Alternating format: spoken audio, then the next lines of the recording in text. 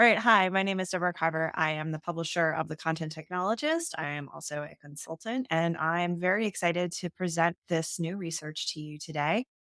This research and this content is something I've been putting together, hinting at for a while, but this is really the first time I've put it all together to focus on the knowledge graph concept that I'm very excited about. That is it's not a new concept. It's actually been around. Knowledge graphs have been around for 10 years. The underlying technology have been has been around for something like 50 years.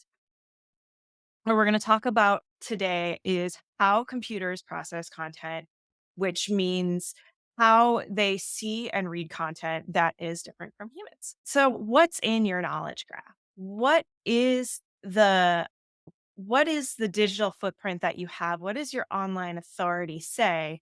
Whether you are an individual building a brand, whether you're working with clients building a brand, or whether you are a brand manager who is responsible for your entire website and your entire brand. This brand manager, content manager, I use interchangeably because the more I work in content, the more I really realize that it is so foundational to how we build brands online. And hello, everyone. Thank you for joining.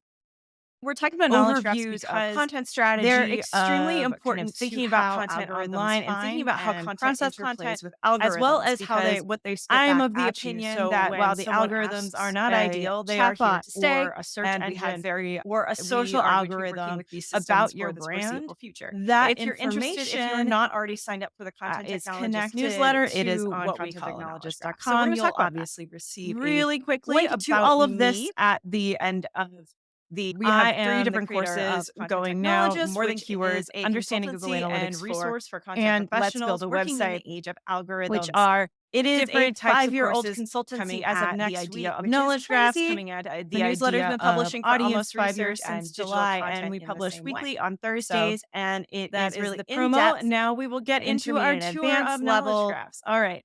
So we're going to talk about what is a knowledge graph. We're going to talk about how it works differently from existing structures. We're going to talk about knowledge graphs as our garden, shifting away from cut flower campaign or article thinking.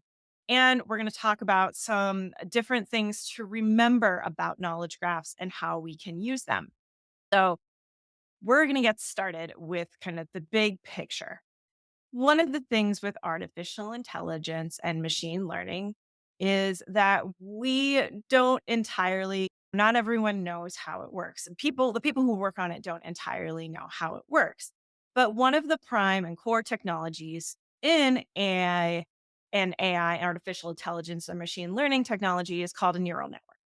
And this name is a little bit deceiving because neural networks may be named for how human brains work, but as opposed to which in sci-fi, as which in popular representations, and even what some technologists and marketers really hope AI would be, it's not that neural networks do not work in the same way as human brains.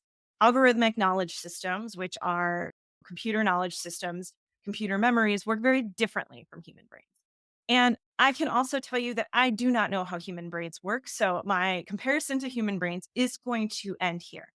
That's for my sister. She was a neuroscience major. She's a psychiatrist. I'm a language person, English major, and I work with computers. So I can tell you how computers process language especially after the past 10 years of working directly with social search and social and recommender systems. I understand a lot about how these systems, all of which use what's called natural language processing, work. And like I said before, algorithmic recommender systems are here to stay. They are going to be reading and servicing your content. And it's not unlike the postal service for distributing printed content, magazines, or a newspaper delivery system. Recommender systems are what distribute your content. So we need, as content creators, to understand how they read our content, similarly to how we build stories so that they are more understandable by our audience. So, natural language processing considers how words work in context.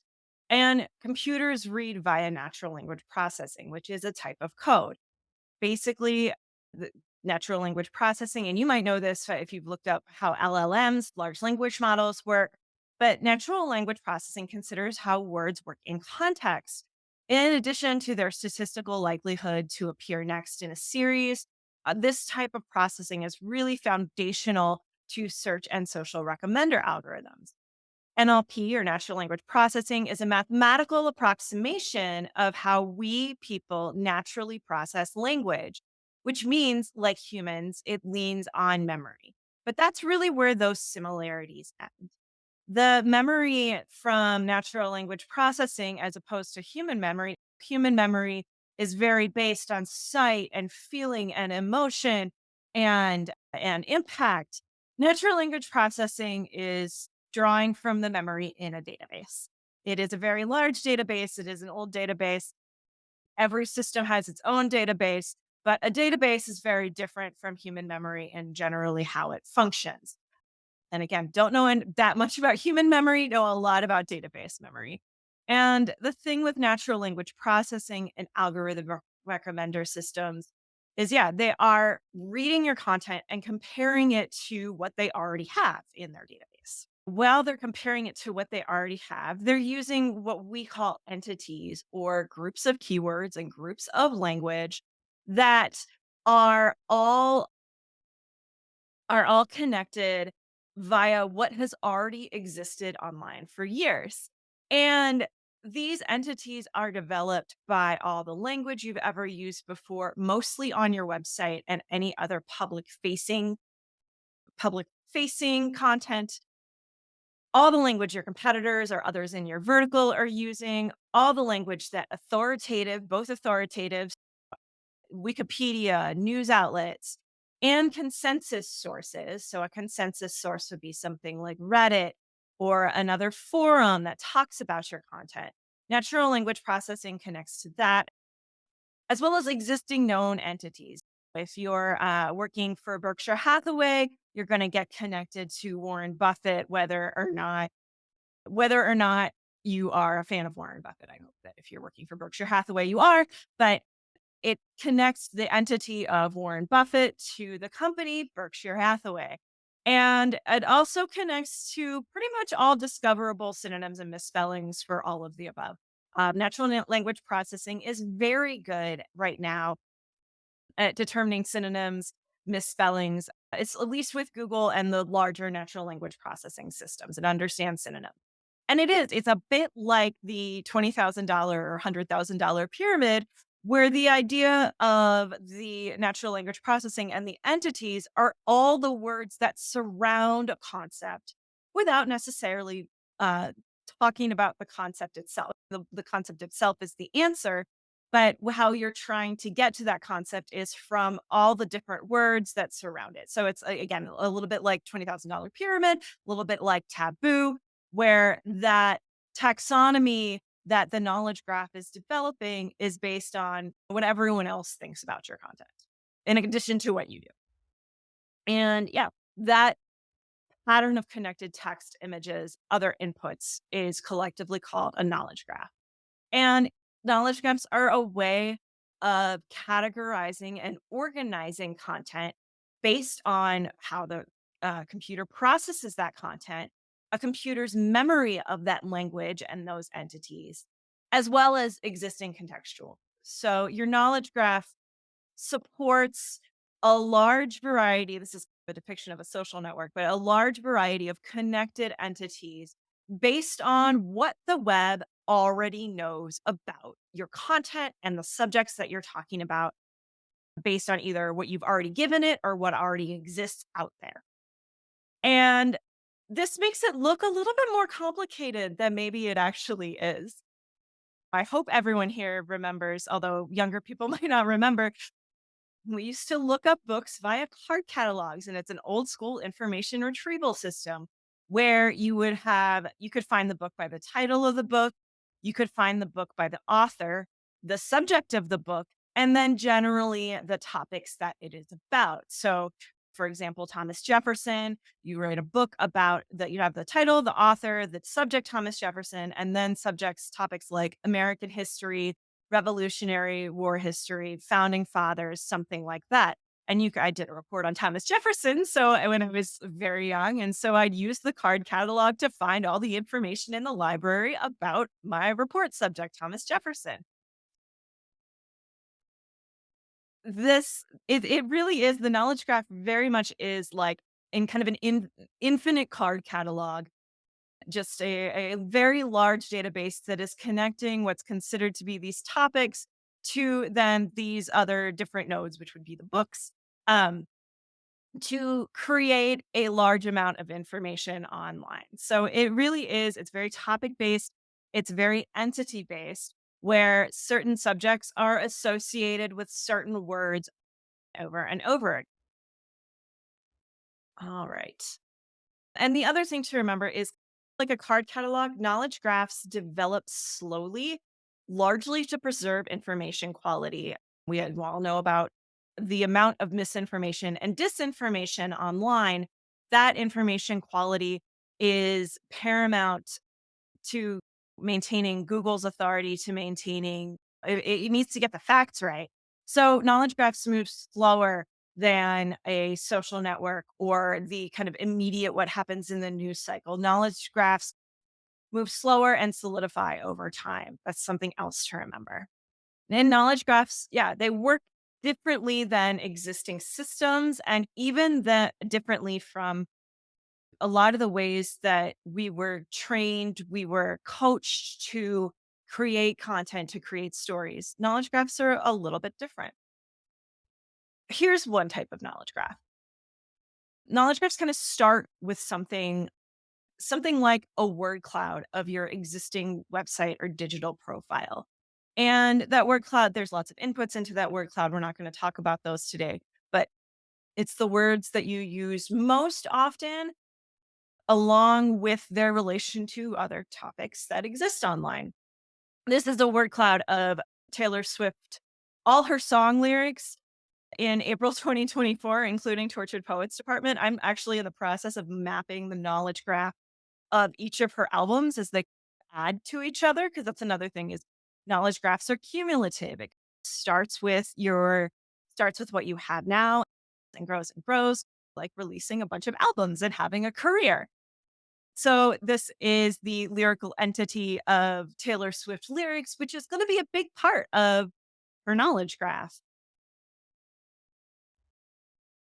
And the thing is, though, knowledge graphs also represent not just what you think, so that's her own work, but also what everyone else thinks. Of course, we have to put Taylor Swift in context of the rest of the web and what everyone says about her and what the chatter is and all the boyfriend names and all those things. We're not going to do that anymore. We're going to leave Taylor Swift aside for right now. But we're going to go back to that word cloud, which represents what's on your website. I've long said that your website represents the facts and the expertise of your brand. Your website is the home for the correct information about your brand so that when people search for you or they want to find more information, that your website holds that information. So, knowledge graphs represent what computers remember about your brand. So, your website's the source of truth. Knowledge graphs represent what computers, represented by search and social, remember about your brand.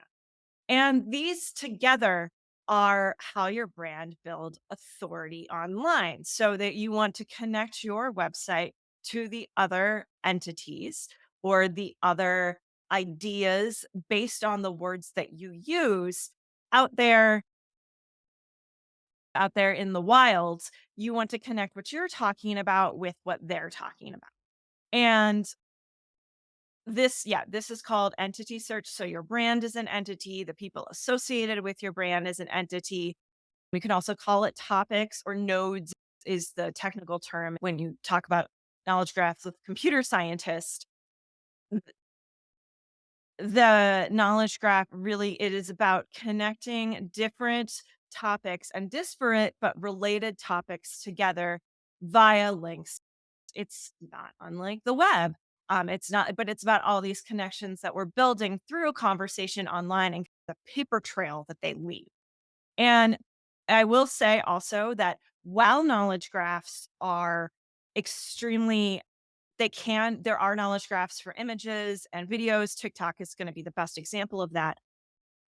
The large majority of knowledge graphs online are about the text content that underlies those images and videos. So either how a computer would describe an image or a video, or the transcription of that image or video. So a lot of it is looking at text, combining that text, throwing it into a pile, and then spitting it back out whenever someone requests information about a topic. So it looks really complex.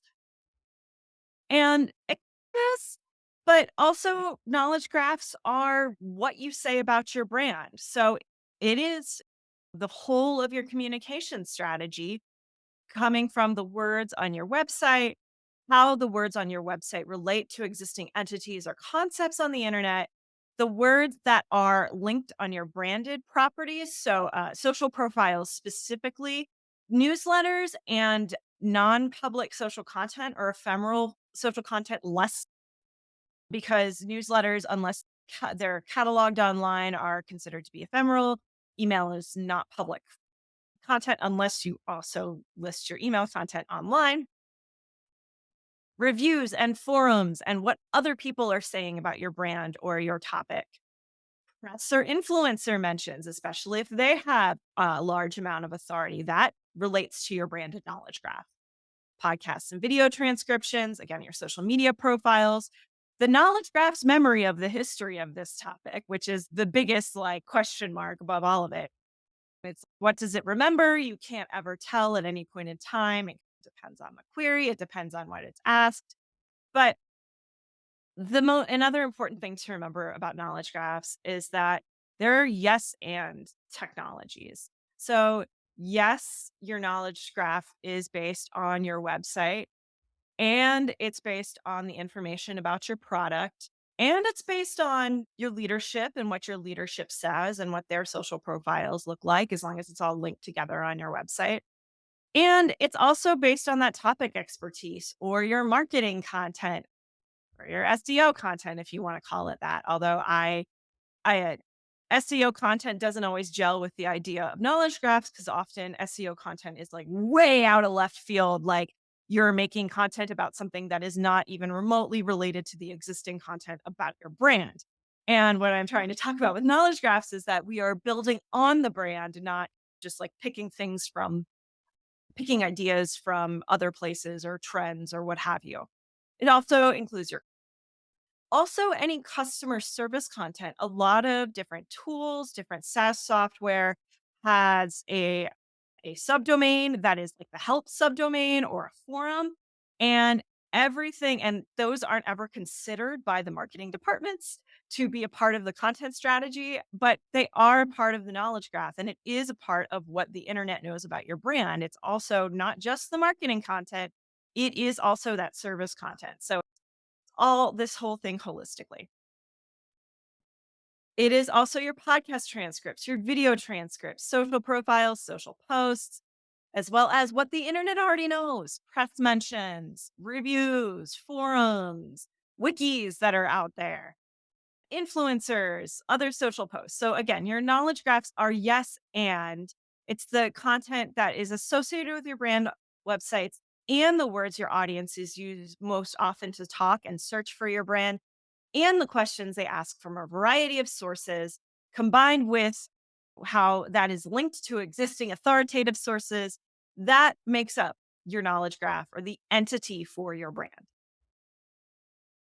The human equivalent, we have this thinking, and this is one of the myths that I think a lot of marketers here are probably pushing against, the idea that people have short attention spans and they can't understand anything longer than a three-word sentence.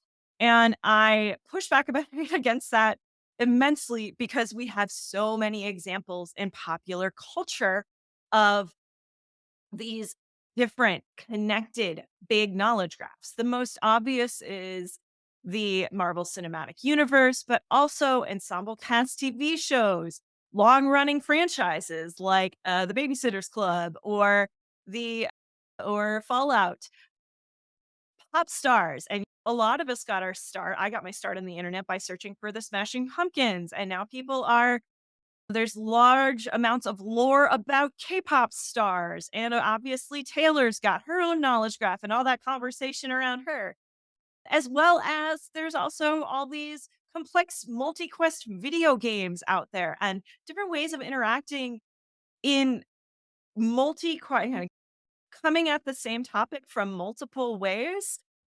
That our human brains have the capacity to put that together, and computer brains are ideally designed for it. They're ideally designed for connecting disparate content all together in that infinite card catalog that is our knowledge graph. And this knowledge is all networked and it's not linear. It's not a funnel. It's not a flywheel. Like when I think about it as being like a perennial garden. And I'm not a gardener, so I'm not going to take the metaphor super far. But I know that different flowers, different species of plants have different needs. But when you have a really solid knowledge graph, that means you have a nice big garden that where everything is connected and there's some kind of cohesive look and feel to it. And everything is connected and thriving and living and breathing together. It's all dependent on the environment. That's how I think of a knowledge graph. A knowledge graph is not just all these disparate lines. You can think of it as connected and big as you want to. But if you're thinking about it as a garden, it feels a little bit more manageable than and trying to visualize the Marvel Cinematic Universe, which I have dropped off of following completely, but I know that there's lots of connections. When we're thinking about building a garden versus cut flowers, which is how I think of the individual idea of individual stories, of the constant stream of content that is disconnected or not necessarily compounding upon each other. In the 20th century, we were focused on really direct storytelling. Trying you think about broadcast TV news, really, really focused storytelling that a lot of people can understand, and it's short and it goes beginning, middle, end, very linear. And there's a lot of remnants of that 20th century thinking, even in how we plan and conceive digital content. We tend to think of audits as leaving a list of tasks with things to do. We tend to think of our brand presence as a gajillion assets that we uh, need to create and push out, or that we are creating stories according to an inverted pyramid, which is a format designed for print newspapers, which are designed to be thrown away every day. In 20th century media, it was all very temporal. It was all very kind of ephemeral and thrown away, with the exception of books and libraries and card catalogs. But it wasn't ever connected at the brand level. It was connected more at the information system level. Now in digital content, we have a lot going on as far as creating all these assets, but we create them individually and we don't really think about how they work together or how we could maybe build a foundation so that we wouldn't have to cut flowers every single time. So, a top performing article is just one flower. A pop up window is a kind of sad, half spent dandelion. A really effective social campaign is something like a bouquet, and it's really great, but that bouquet is gonna be better and more efficient over time if we are able to actually cut it from a garden. But the thing is, when I start working with clients, and this happens over and over again, clients think that they have nothing or that brands are like, "Oh, we've never done any of that because we always have a tendency to think about what we lack, our scarcity. We think that we don't have anything in our garden at all. We think that because we haven't been active on TikTok for the past few years, we've missed our chance. We have this conception of that there is not enough there.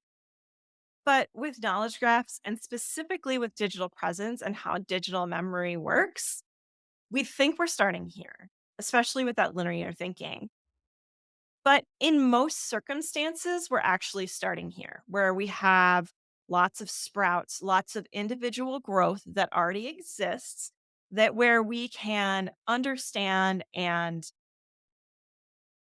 where we can understand and assess where our digital footprint, our content footprint is online in these little sprouts and little areas that maybe are a little more disparate than we'd like for our knowledge graph. But there is a start to, if you've been on the internet for longer than, I don't know, 3 years, if you've had a website for any length of time, there is a start to your knowledge graph. It is already there, it's already existing.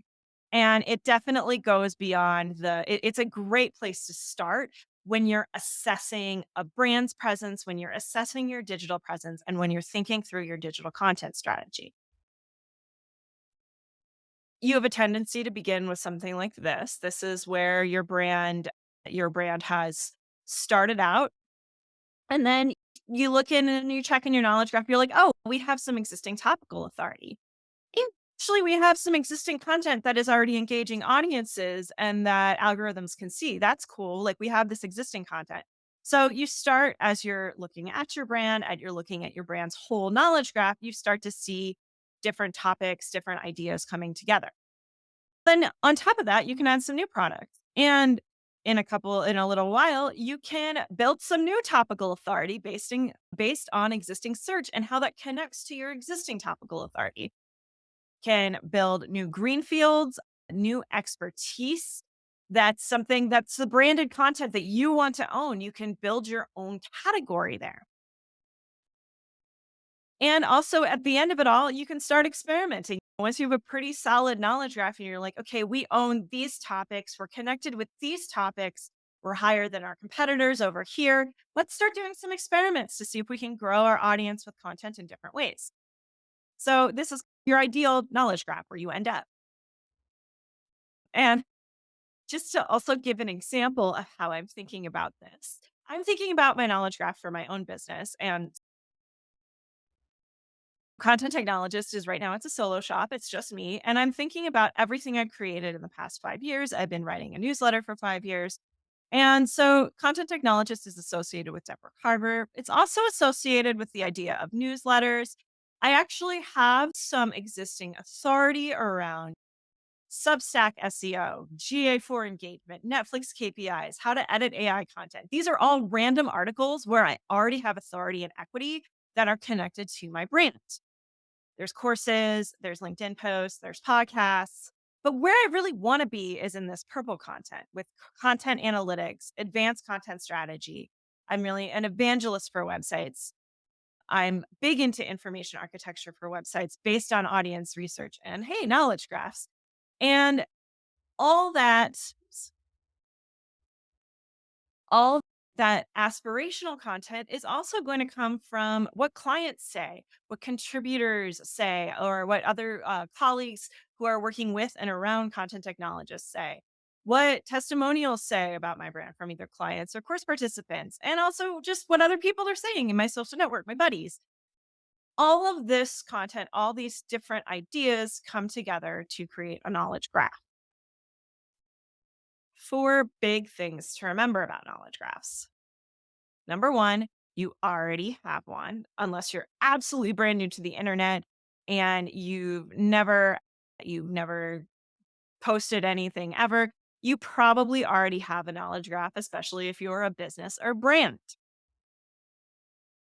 To find your knowledge graph and to find what topics and entities you're associated with, there's three easy ways to do this.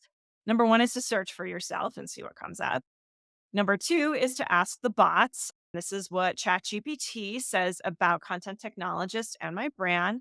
It is not how I would put it in branded terms. It is the wordiest possible way of talking about the brand, but these are the topics that I generally talk about. The other big way to take your temperature is to check your Google Search Console data and look for the branded and non branded terms that you are already showing up in search for.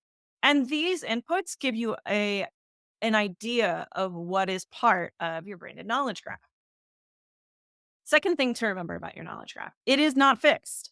like a garden, like an overgrown garden, knowledge graphs grow and change over time.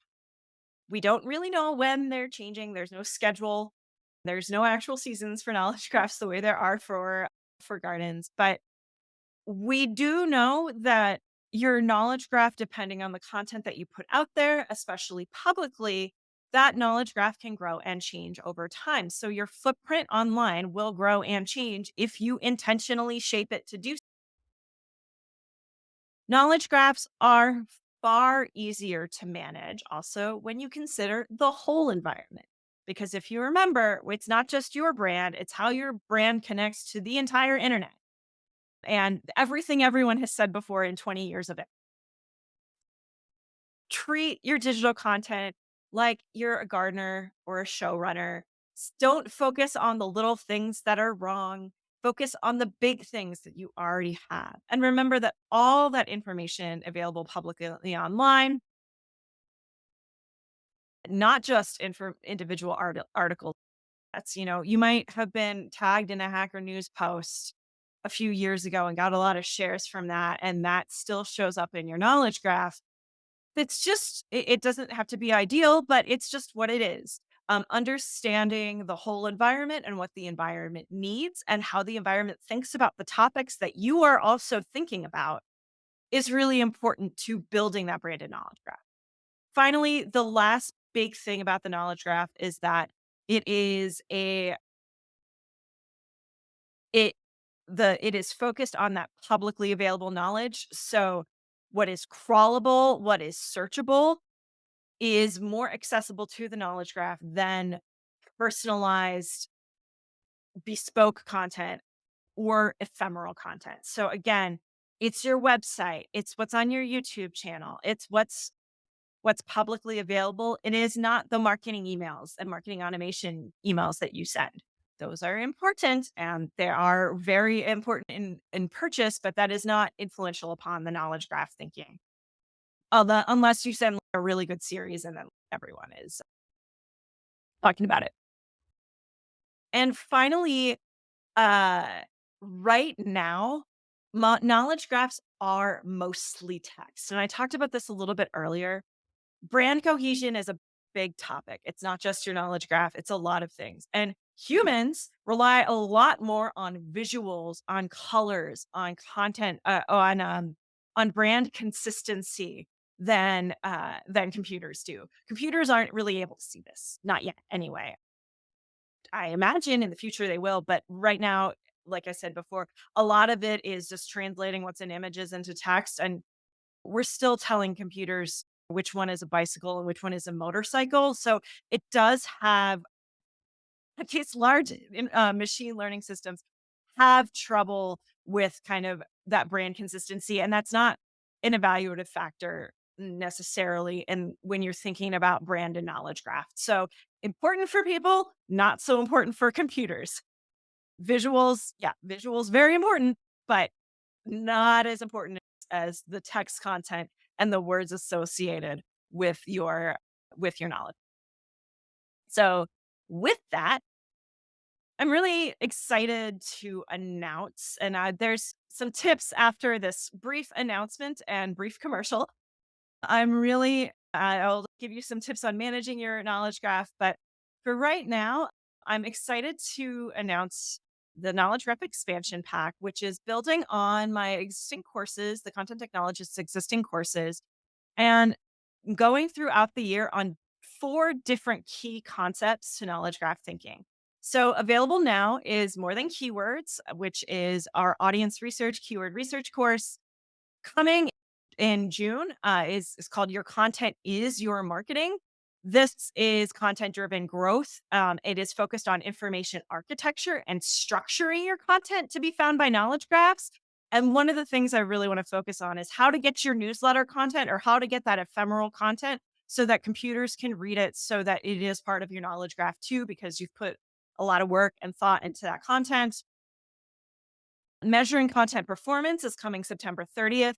And then impactful content strategy will be launching at the end of the year. So measuring content performance is content specific analytics frameworks impactful content strategy is how do you use all of this data that you have gathered to make better decisions? How do you use all the data that you have to make better decisions about your content for the year ahead? So, again, it's launching December 30th because year end planning and in content, let's be real, we don't get our budgets approved until February. So, our planning often happens in January, February, and the building doesn't actually happen starting until at least March. If not right now. I know a lot of you are busy right now working on your content strategies that were finally approved, that were finally able to execute. If you are interested, obviously you will receive a link to materials about these courses. I am offering a pre order special. You'll hear more about that later because really what I want to get out of this presentation and I want you to get out of this presentation is shifting to knowledge graph thinking. So, number one is assessing your current environment and conducting your digital brand or content audit, focusing on where you already have strength and growth. Focus on what you have. Too often we're like, you don't have X social channel. Now I can't use X anymore as a generic example. You don't have Twitter, you don't have Facebook, you don't have a LinkedIn presence. You should do all these things. That was how it was about 10 years ago, where it was like, you should be on all the channels. That's not really gonna help. Putting more content out there and spreading it thin isn't gonna help as much as assessing your current environment and understanding where your strengths are. So take time to assess where are you already showing up, what branded terms are audiences already associating with your brands and products, which words, especially your nouns, it's your nouns mostly. There's modifiers and verbs are important too, but nouns really represent those entities are associated with your brand online. Which individual stories, categories, and verticals as a whole which already attract users, and can you add them to your knowledge graph? And again, we've got this whole idea, the idea that it can build upon each other, that it's cumulative. I like this diagram because it makes it look more organized than it actually is. And it helps us think, okay, we have existing topical authority here. We're building new topical authority. We are we already have these things. Let's build in these other areas and we'll connect this because these different ideas connect to each other. Another big thing for thinking about how to prepare for knowledge gap thinking is you have to identify your ideal conditions for growth. The idea of understanding, and this is a content thing always, you can have the biggest dreams in the world. If you don't have the budget to match those dreams, you have to scale back and understand what you can actually do. If you can only plant two new crops this year, those are the two crops that you can plant. Tending to your knowledge graph is a slow growth strategy. I don't think that you should put your entire knowledge or your entire content budget into it. I think that there are other parts of your content strategy, but the knowledge graph can be what you come back to. Like, this is the bigger impact. And we grew our expertise this year in these two entities, in these two topics, based on these 8 different campaigns that we did to different audiences. You want to identify what your ideal conditions for growth are in a perfect world and understand how you can relate the more necessary immediate initiatives back to something that is based on slow, longer term growth. Your knowledge graph. Okay, here we go. Prune, yes, but don't remove all the limbs of your tree. There is a tendency, and this is again, this we as individuals want to redesign and recreate things in our own image. But in reality, and in digital memory specifically, it's not really a great idea to just lop off entire parts of your branded strategy if you already have an authoritative presence on a specific topic. You should, before you lop off giant parts of your content strategy, when you do your website redesign, I know that there are sections of your website that you don't like and that you wish were gone forever because they were there before you got there. I know that. I deal with that all the time. make sure they're not contributing to your knowledge graph and your equity before you go ahead and chop them off.